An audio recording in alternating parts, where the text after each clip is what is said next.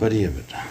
بسم الله الرحمن الرحيم. بسند المتصل قال المصنف رحمه الله حدثنا ابو بكر بن ابي شيبه وابو كريب قال حدثنا ابو معاويه عن العمش عن ابي صالح عن ابي هريره رضي الله عنه قال قال رسول الله صلى الله عليه وسلم اذا قرأ ابن ادم فسجد اعتذر الشيطان يبكي يقول يا ويله.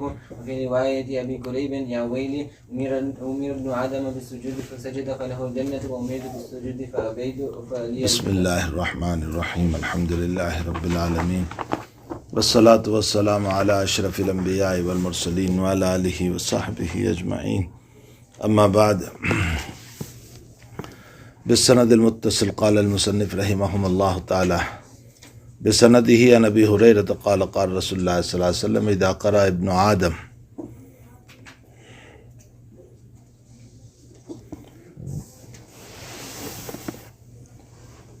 ابن آدم نے، آدم کی اولاد نے آیت السجدہ کو تلاوت کیا، اس پر سجدہ کیا. اعتزل الشیطان یبکی، تو شیطان رونے لگا اور روتا ہے اور کہتا ہے اے ہلاکت. ابن آدم کو سجدے کا حکم دیا گیا، اس نے سجدہ کیا، اس کے لیے جنت ہے، اور مجھے سجدے کا حکم دیا گیا، میں نے انکار کیا، میرے لیے جہنم ہے. اصل امام مسلم رحمۃ اللہ علیہ ان روایات سے نماز کی اہمیت بیان کرنا چاہتے ہیں. نماز محتم بالشان عبادت ہے. ایمان کے بعد سب سے افضل اور اعلیٰ عبادت نماز ہے. حتیٰ کہ روایتوں کی بنیاد پر امام احمد ابن حنبل رحمۃ اللہ علیہ کا مسلک یہ ہے کہ جو جان بوجھ کر نماز چھوڑے گا وہ ایمان سے نکل جائے گا. اسی لیے امام احمد کے نزدیک مرتد ہو جائے گا، ردت کا حکم، اور جو مرتد ہو گیا وہ واجب القتل ہے. سمجھ میں آیا؟ حضرت الامام شافعی رحمۃ اللہ علیہ اور امام مالک رحمۃ اللہ علیہ فرماتے ہیں کہ مرتد تو نہیں ہوا، البتہ سزان اس کو قتل کیا جائے گا. امام ابو حنیفہ رحمۃ اللہ علیہ فرماتے ہیں کہ قتل تو کوئی سزا نہیں ہے، البتہ اس کو جیل خانے میں ڈال دو، اس کی تعزیر کرو یہاں تک کہ وہ توبہ کر لے اور نماز پڑھتا ہو جائے. اس سلسلے میں امام شافعی اور امام احمد کا مناظرہ بھی ہے کہ حضرت امام شافعی رحمۃ اللہ علیہ نے شاگرد رشید امام احمد کو پوچھا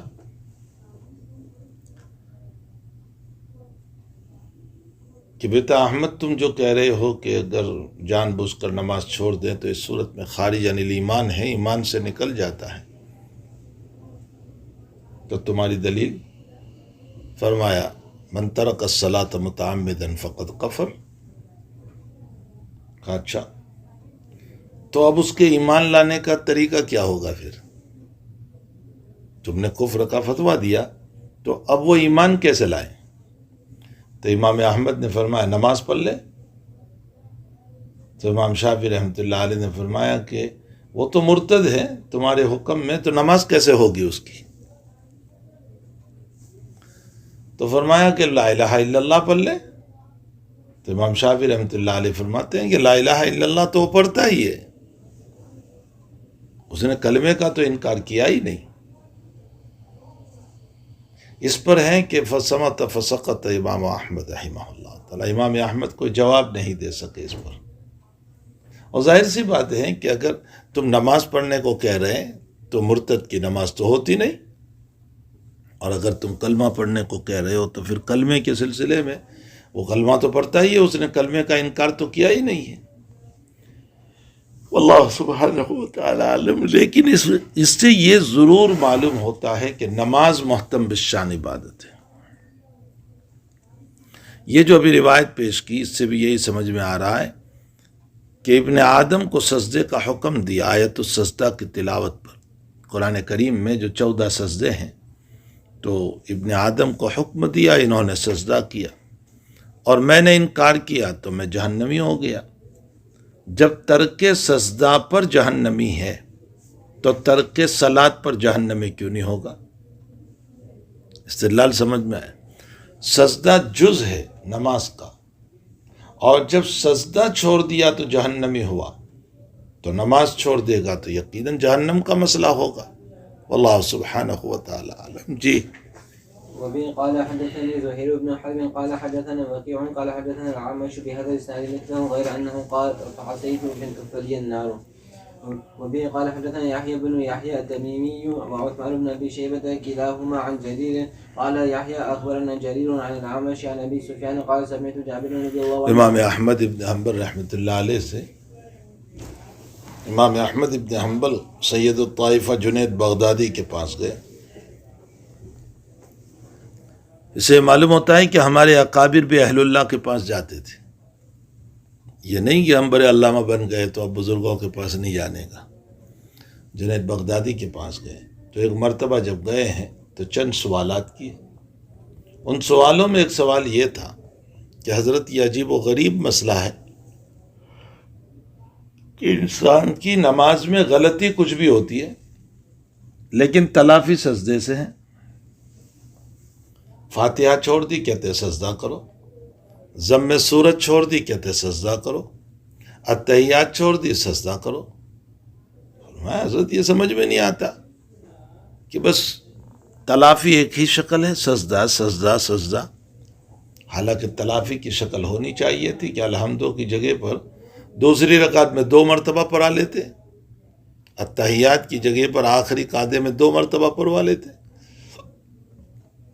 جنید بغدادی رحمۃ اللہ علیہ نے فرمایا کہ اچھا یہ نماز میں غلطی کیسے ہوتی ہے؟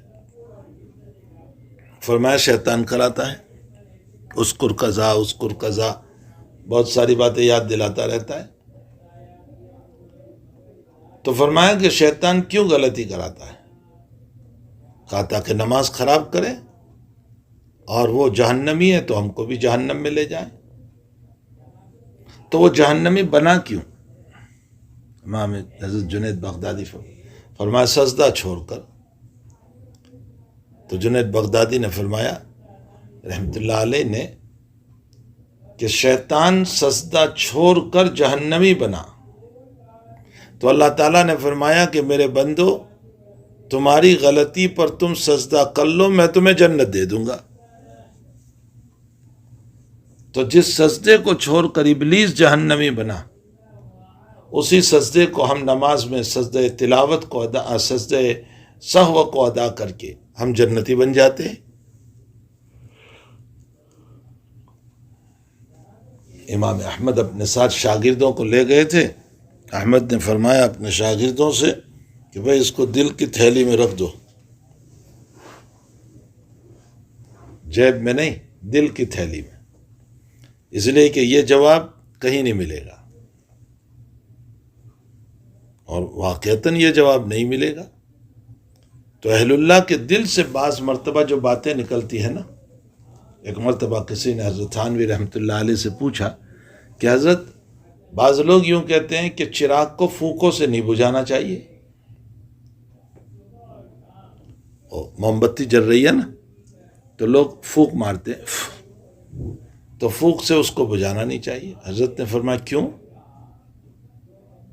فرمایا حدیث میں کون سی حدیث میں ہے؟ کون سی حدیث میں؟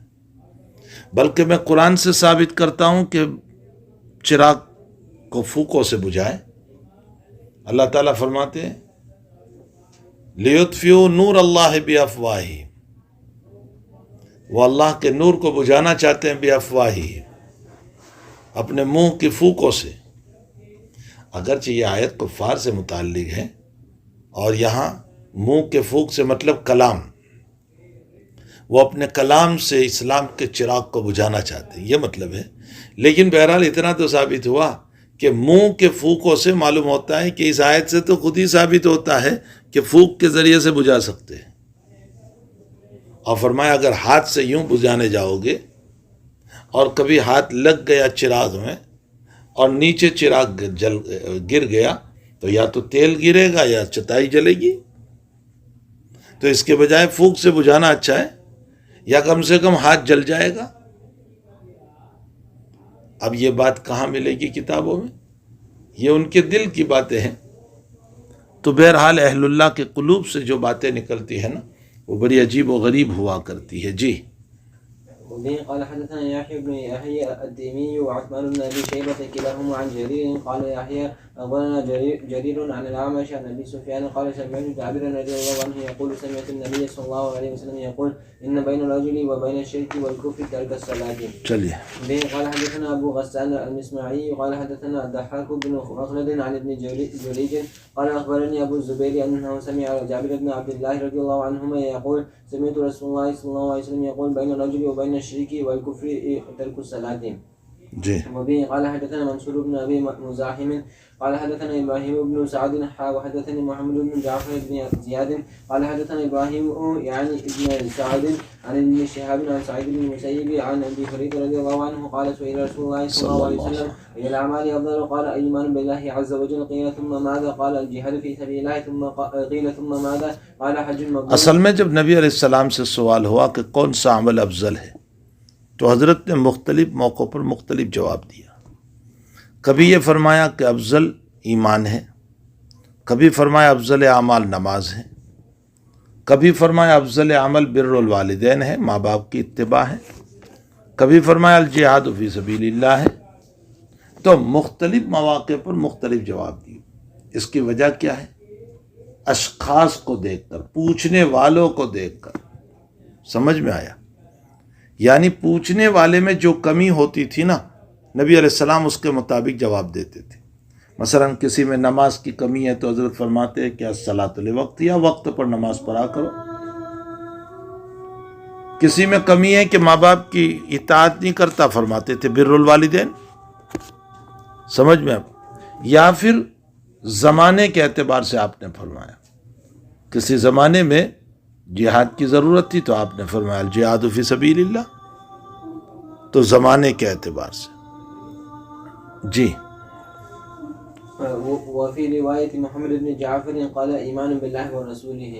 علامہ شبیر احمد عثمانی رحمۃ اللہ علیہ فتح الملہم میں فرماتے ہیں کہ اصل میں یہ جو کچھ نبی علیہ الصلاۃ والسلام نے بیان فرمایا ہے اس کی وجہ یہ ہے کہ اصل میں سائل جب سوال کرتا تھا تو حضرت اس موقع کے حالات دیکھتے تھے اور موقع کی مناسبت سے گفتگو کرتے تھے۔ تو اب کبھی موقع ہوا کہ مجمع ایسا ہے کہ اس میں ایمان کی فضیلت بیان کرنا چاہیے تو آپ ایمان کو افضل بتا دیتے تھے۔ کبھی موقع ہوا کہ دیکھا کہ بھئی لوگ نماز میں کوتاہی بہت کر رہے تو آپ نے نماز کو اہم بتا دیا۔ جی.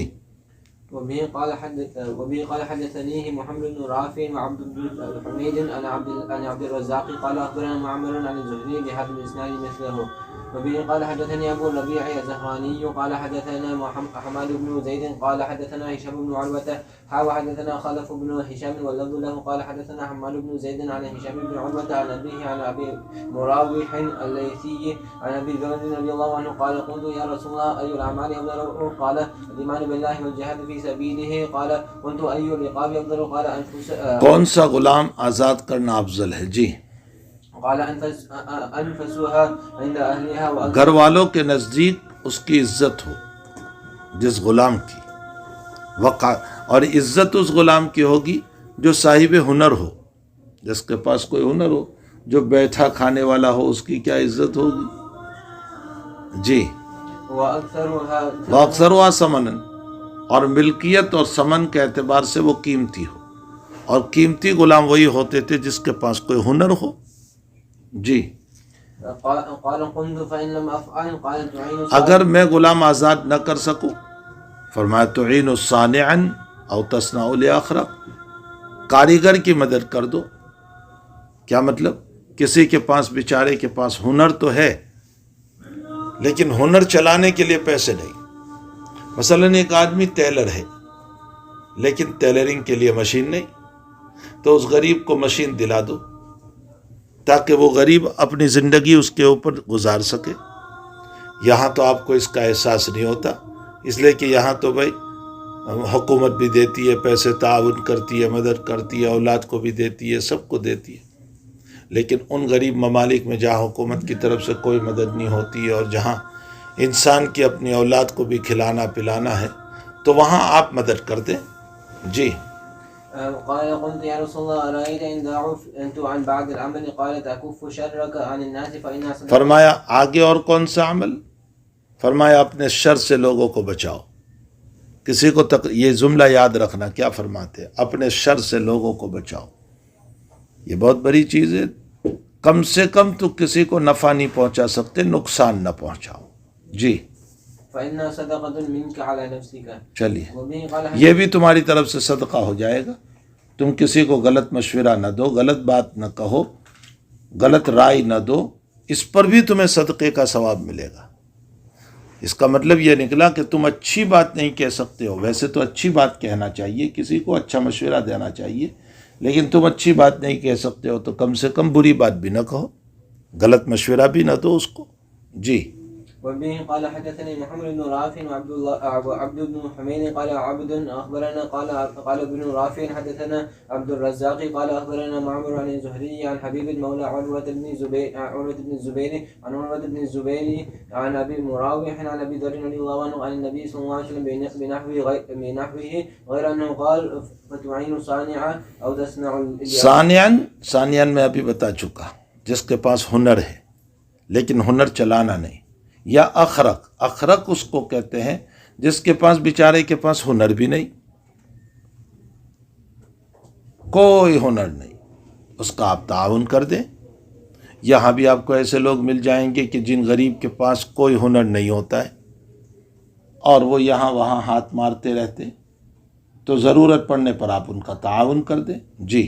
وبه قال حدثنا أبو بكر بن أبي شيبة قال حدثنا علي بن مسهر عن الشيباني عن الوليد بن عيزار عن سعد بن إياس عن أبي عمرو الشيباني عن عبد الله بن مسعود رضي الله عنه قال سألت رسول الله صلى الله عليه وسلم أي الأعمال أفضل قال الصلاة لوقتها قال قلت ثم أي قال بر الوالدين قال قلت ثم أي قال الجهاد في سبيل الله فما تركت أستزيده إلا. یعنی اگر ہم اور زیادہ سوال کرتے تو حضرت اور زیادہ افضل اعمال ہم کو بتاتے.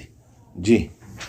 وبه قال حدثنا محمد بن أبي عمر المكي قال حدثنا مروان بن معاوية الفزاري قال حدثنا أبو يعفور عن الوليد بن العيزاري عن أبي عمرو الشيباني عن عبد الله بن مسعود رضي الله عنه قال قلت لا يا نبي الله أي العمل أقرب إلى الجنة قال الصلاة على مواقيتها. نماز کو اپنے وقت میں پڑھو. جی. قلت وماذا يا نبي الله قال بر الوالدين قلت وماذا يا نبي الله قال الجهاد في سبيل الله. وبه قال حدثنا عبيد الله بن معاذ العنبري قال حدثنا أبي قال حدثنا شعبة عن الوليد بن العيزاري عنه سمع أبا عمرو الشيباني قال حدثني صاحب هذه الدار وأشار إلى دار عبد الله رضي الله عنه قال سألت رسول الله صلى الله عليه وسلم أي الأعمال أحب إلى الله قال الصلاة على وقتها قلت ثم أي قال ثم بر الوالدين قلت وثم أي قال ثم الجهاد في سبيل الله قال حدثني بهن ولو تزدته لزادني. اور سوال کرتا تو حضرت اور بتاتے. جی. وبه قال حدثنا محمد بن بشار قال حدثنا محمد بن جعفر قال حدثنا شعبة وبهذا الإسناد مثله وزاد وأشار إلى دار عبد الله رضي الله عنه وما سماه لنا. وبه قال حدثنا عثمان بن أبي شيبة قال حدثنا جرير عن الحسن بن عبيد الله عن أبي عمرو الشيباني عن عبد الله رضي الله عنه عن النبي صلى الله عليه وسلم قال أفضل الأعمال أو العمل الصلاة لوقتها وبر الوالدين. وبه قال حدثنا عثمان بن أبي شيبة وإسحاق بن إبراهيم وقال إسحاق أخبرنا جرير وقال عثمان حدثنا جرير عن منصور عن أبي وائل عن عمرو بن شرحبيل عن عبد الله رضي الله عنه قال سألت رسول الله صلى الله عليه وسلم أي الذنب أعظم عند الله قال أي الذنب أعظم. آیا کبائر اور صغائر کا فرق ہے یا نہیں؟ بعض اکابر کی رائے یہ ہے کہ صغیرہ اور کبیرہ کا کوئی فرق نہیں. کل ما نہى اللہ تبارک و تعالی فہو کبیرہ. اللہ نے جتنے کاموں سے منع کیا وہ سب کبیرہ ہے. سمجھ میں آیا؟ اس لیے کہ اللہ کی ذات کو دیکھتے ہوئے سارے ہی گناہ کبیرہ ہے. یاد رکھو عبداللہ ابن عباس کی بھی یہ ایک رائے ہے کہ صغیرہ اور کبیرہ کا کوئی فرق نہیں، اللہ نے جتنے کاموں سے منع کیا وہ سب کبیرہ ہے. لیکن جمہور علماء کرام فرماتے ہیں کہ صغیرہ اور کبیرہ کا فرق ہے. کیا فرق ہے؟ دلیل کیا ہے؟ اللہ تعالیٰ قرآن میں فرماتے ہیں ان تجتنبوا کبائر ما تنہون عنہ نکفر عنکم سیئاتکم، ان تجتنبوا کبائر ما تنہون عنہ، اگر تم کبائر سے اپنے آپ کو بچاؤ گے تو اللہ تعالیٰ تمہارے صغائر کو معاف کر دے گا۔ یہ دلیل ہے اس بات کی کہ کبائر اور صغائر میں فرق ہے۔ اچھا، کبیرہ اور صغیرہ کی تعریف کیا ہے؟ بعضوں نے کہا کہ جس پر لعنت کا لفظ آیا وہ کبیرہ ہے، جس پر لعنت کا لفظ نہیں وہ صغیرہ ہے۔ بعضوں نے کہا کہ جس پر لعنت یا وعید کا لفظ آیا وہ کبیرہ ہے، اور لعنت اور وعید نہ ہو وہ صغیرہ ہے۔ بعضوں نے کہا کہ جس پر لعنت، وعید یا حد آئی ہو وہ کبیرہ ہے، اور نہ لعنت ہے، نہ وعید ہے، نہ حد ہے، وہ صغیرہ ہے۔ بعضوں نے یہ تعریف فرمائی کہ ہر گناہ اپنے اوپر کو دیکھتے ہوئے صغیرہ ہے اور اپنے ماتحت نیچے کو دیکھتے ہوئے کبیرہ ہے۔ مثلا زنا آنکھوں کے زنا کے مقابلے میں تو کبیرہ ہے، لیکن اپنے پڑوسن کے ساتھ زنا کرنے کے اعتبار سے صغیرہ ہے۔ سمجھ میں آیا؟ ہر گناہ اپنے اوپر والے کو دیکھو تو صغیرہ، اپنے ماتحت کو دیکھو تو کبیرہ ہے۔ حقیقی تعریف یہ ہے کہ ہر وہ گناہ جس پر لعنت، وعید یا حد کا لفظ آیا ہے اس کو کبیرہ کہا جائے گا۔ نبی اکرم صلی اللہ علیہ وسلم سے سوال ہوا ای الذنب اعظم، کون سا گناہ سب سے بڑا ہے اللہ کے نزدیک؟ جی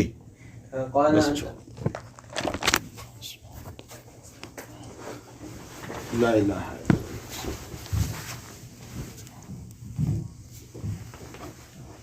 الا اللہ، سبحان اللہ۔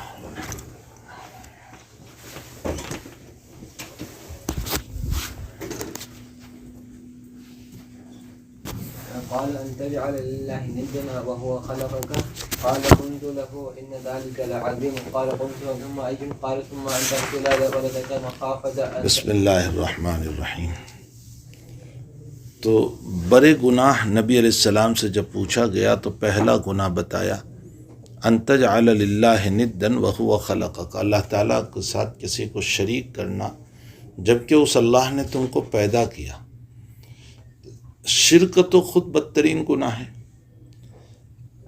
مزید یہ کہ محسن کے ساتھ شرک، کہ اس نے ہم کو پیدا کیا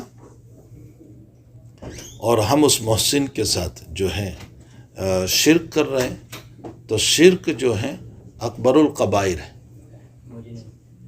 نہیں ہے۔ جی وہ تو باہر جا کر بیٹھتے ہیں نا، دیکھو جلدی آؤ۔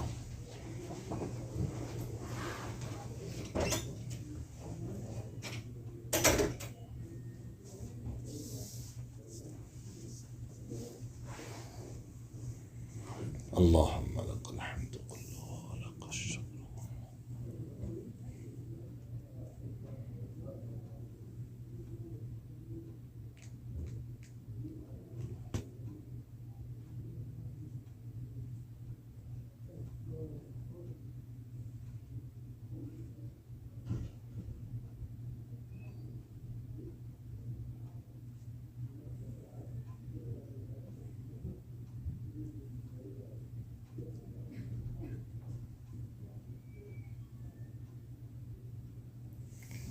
وہ جو یہاں معطا تھی نا، معطا امام مالک، بلائیے۔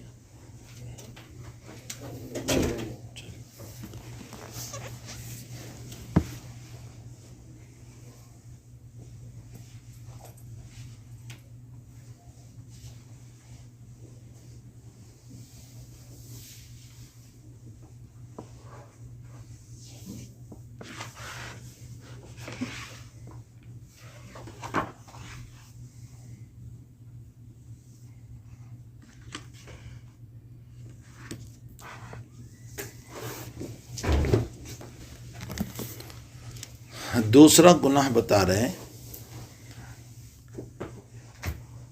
ثم عین ثم ان تقتل ولدک مخافۃ، دوسرا گناہ یہ ہے کہ تم اپنی اولاد کو قتل کرو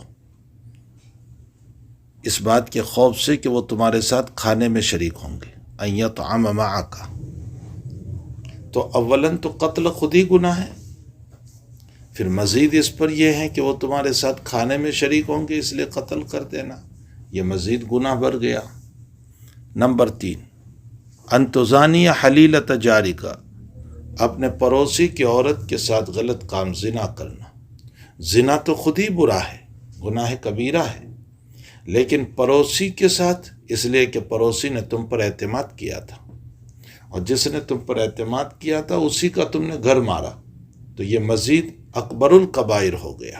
جی وبه قال حدثنا عثمان بن ابي شيبه واسحاق بن ابراهيم جميعا عن جرير قال عثمان حدثنا جرير عن الاعمش عن ابي وائل عن عمرو بن شرحبيل قال قال عبد الله رضي الله عنه قال رجلا يا رسول الله اي الذنب اكبر عند الله قال ان تدعو لله ندا وهو خلقك قال ثم اي قال ان تقتل ولدك مخافه ان يطعم معك قال ثم اي قال ان تزاني حليلة جارك فأنزل الله عز وجل تصديقه والذين لا يدعون مع الله إلها آخر ولا يقتلون النفس التي حرم الله إلا بالحق ولا يزنون ومن يفعل ذلك يلقى أثاما.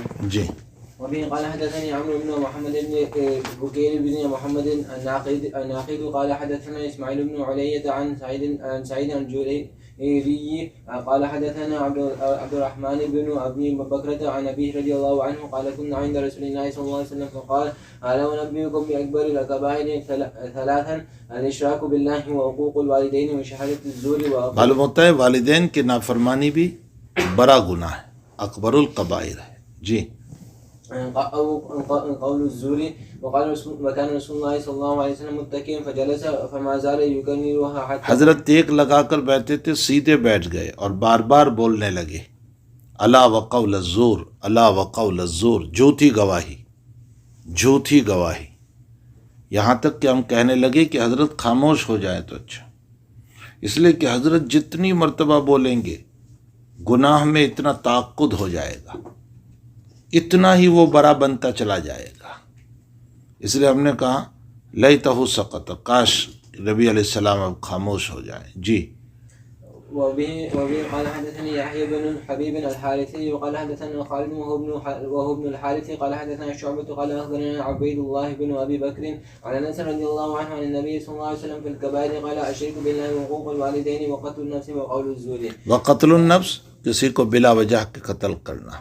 جی ومن قال حدثنا محمد بن الوليد بن عبد الحميد قال حدثنا محمد بن جعفر قال حدثنا شعبة قال حدثني عبيد الله بن أبي بكر قال سمعت أنس بن مالك رضي الله عنه قال ذكر رسول الله صلى الله عليه وسلم الكبائر أو سئل عن الكبائر فقال الشرك بالله وقتل النفس وحقوق الوالدين وقال ألا أنبئكم بأكبر الكبائر قال قول الزور قال آیا کبیرہ گناہ ہے کتنے؟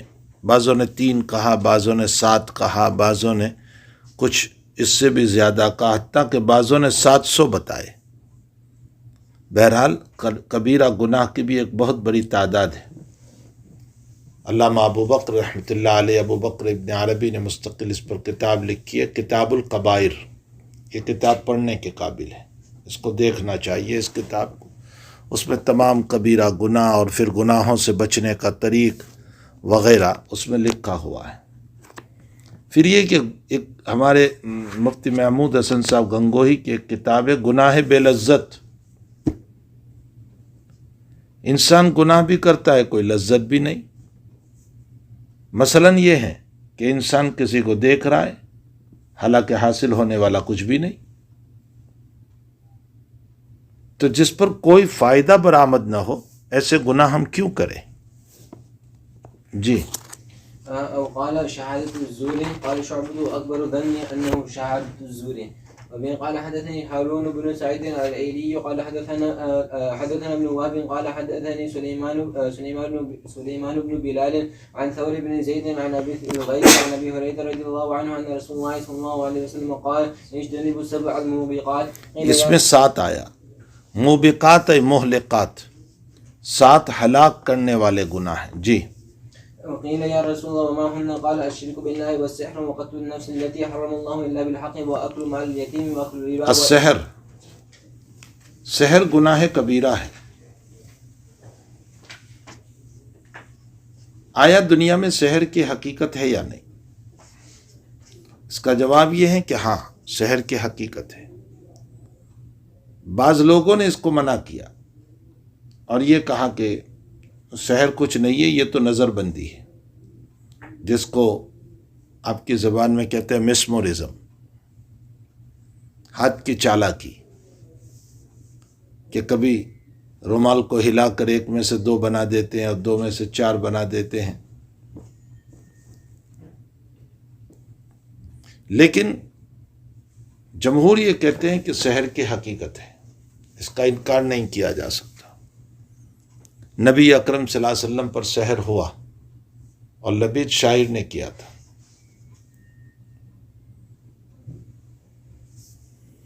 حضرت کے بال مبارک اس پہ استعمال ہوئے تھے اور اس کے ساتھ ساتھ آپ کا کنگا استعمال ہوا تھا،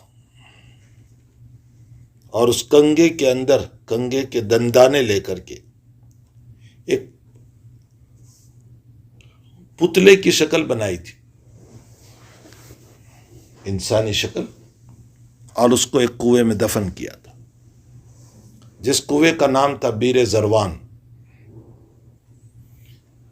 اور پھر جبریل و میکائیل نے آ کر کے آپ کو بتایا، اور اس سحر کا اثر یہ ہوا تھا حضرت پر کہ حضرت دنیاوی امور کو بھول جاتے تھے۔ اسی طرح قرآن کریم میں اللہ تعالیٰ فرماتے ہیں کہ ہم نے ہاروت و ماروت کو جب اتارا بنی اسرائیل میں، اور بنی اسرائیل جادو کے بڑے رسیلے تھے، بڑے شوقیلے تھے، تو ہاروت و ماروت کے پاس وہ لوگ جادو سیکھنے آتے تھے۔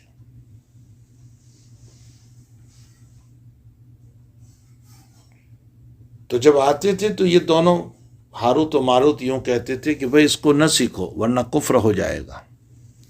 وَمَا يُعَلِّمَانَ مِنْ أَحَدٍ حَتَّى يَقُولَا إِنَّمَا نَحْنُ فِتْنَةٌ، ہم تو آزمائش ہے، فَلَا تَكْفُرْ، دیکھو تم اس کو سیکھ کر کفر نہ کرو۔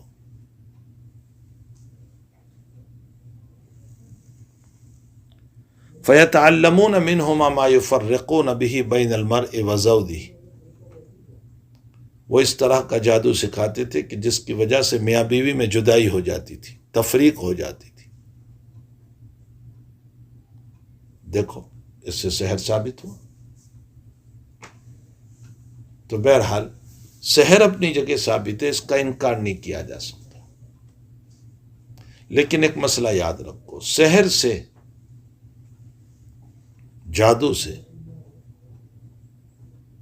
صفت میں فرق آ سکتا ہے، حقیقت میں فرق نہیں آ سکتا۔ حقیقت کا معنی ہے کہ کوئی جادو، کوئی سحر انسان کو بندر نہیں بنا سکتا، منکی نہیں بنا سکتا، انسان کو دوگ نہیں بنا سکتا، انسان کو کیٹ نہیں بنا سکتا۔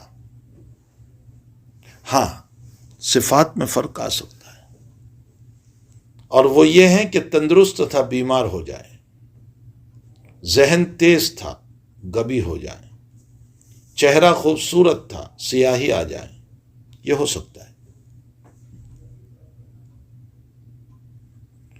آیا سحر کھولنے کے لیے سحر سیکھنا، کسی کے سحر کو کھولنے کے لیے سحر سیکھنا، یاد رکھو سحر سیکھنا 3 شرطوں کے ساتھ جائز ہے۔ نمبر 1، قرآن و حدیث سے وہ منقول ہو۔ قرآن و حدیث میں بہت سارے سحر کو کھولنے کے علاج بتائے گئے ہیں۔ مثلا سلام علی نوح فی العالمین پڑھو، سحر کھل جائے گا۔ یا قہار و اللہ کا نام کثرت سے پڑھو، سحر کھل جائے گا۔ سورہ مومنون کی آخری 4 آیات ہیں، افحسبتم انما خلقناکم عبثا وانکم الینا لا ترجعون فتعالی اللہ الملک الحق لا الہ الا هو رب العرش الکریم ومن يدع مع الله إلها آخر لا برهان له به فإنما حسابه عند ربه إنه لا يفلح الكافرون وقل رب اغفر وارحم وأنت خير الراحمين. ان 4 آیات کو کثرت سے پڑھو، سحر کھل جائے گا۔ معوذات ہے، ناس، فلق، قل هو اللہ، کافرون، اس کو کثرت سے پڑھو۔ الحمد شریف ہے، یہ سب سحر کھولنے والی چیز ہے۔ یا روایات میں کچھ دعائیں آئی ہیں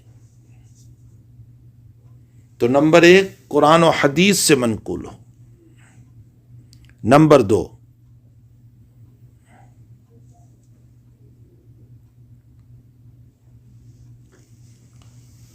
جو الفاظ بول رہے ہیں اس کا معنی معلوم ہو، اس لیے کہ جس کا معنی معلوم نہیں ان کلمات کو استعمال نہیں کر سکتے، ہو سکتا ہے کہ وہ شرکیہ کلمات ہو۔ اور نمبر 3 غیر اللہ سے مدد نہ لی جائے، شرک اور کفر نہ کیا جائے۔ تو ان 3 شرطوں کے ساتھ اگر سحر کھولا جائے تو جائز ہے۔ بہرحال یہ گناہ کبیرہ ہے۔ چلیے، وَأَكْلُ الرِّبَا وَالتَّوَلِّي سود کھانا گناہ کبیرہ ہے۔ چلیے، يَوْمَ الزَّحْفِ تولی یوم الزحف، میدان چھوڑ کر بھاگنا۔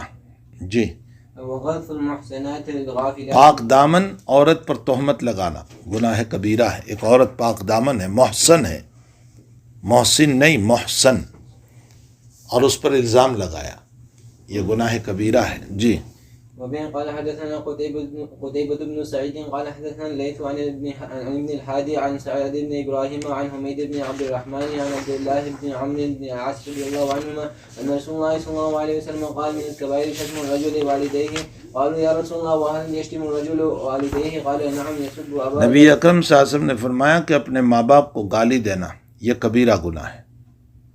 تو حضرت نے فرمایا، حضرت سے پوچھا کہ حضرت کوئی اپنے ماں باپ کو بھی گالی دے سکتا ہے؟ ایسا کیسے ہوگا کہ کوئی اپنے ماں باپ کو گالی دے؟ حضرت نے فرمایا کہ تم کسی کے ماں باپ کو گالی دو گے وہ تمہارے باپ کو گالی دے گا۔ فیسب اباہ فیسب امہ فیسب امہ، تم کسی کی ماں کو گالی دو گے وہ تمہارے ماں کو گالی دے گا۔ تو تم اپنے ماں باپ کو گالی دینے کا ذریعہ بنے۔ سمجھ میں بھی آیا؟ تم جو ہے اپنے ماں باپ کو گالی دینے کا ذریعہ بنے۔